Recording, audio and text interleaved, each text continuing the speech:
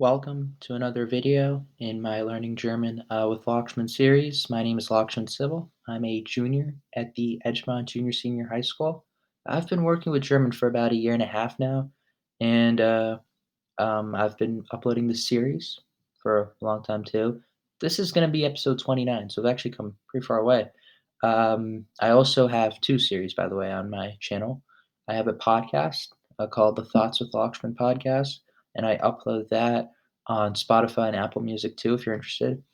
It's also on YouTube also, and I have my Learning German series on YouTube.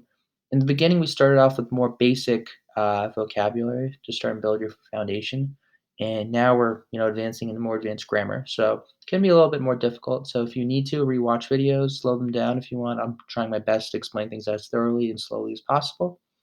But yeah, let's just get straight into it. So today we're going over the present tense.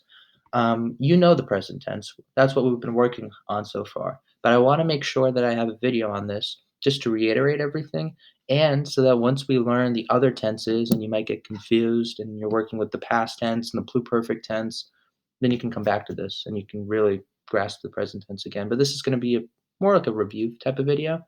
I still encourage you to watch it if you've been following along with the course. But yeah, let's get into it.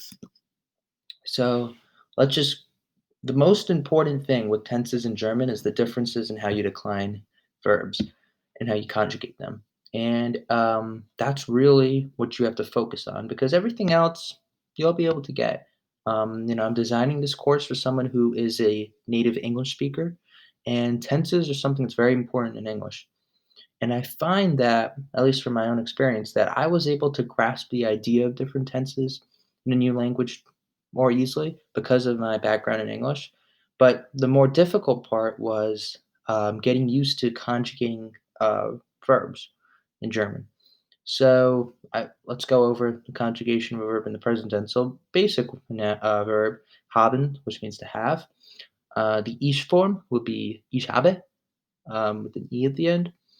The du form will be hast, so du hast, n st at the end. The cs, that means for he, she, or it. Each of those, they conjugate to hat, so sc, hat, sie hat, es hat. For haben, you would say wir haben. Remember, so hat, you've got the t at the end, so it's e. The ending for ish is e. The ending for du is st. The ending for sie and s is t. For wir, it's en. Then for ihr, which means you all, that's habt, that's a t. So the ending, it's interesting though, right?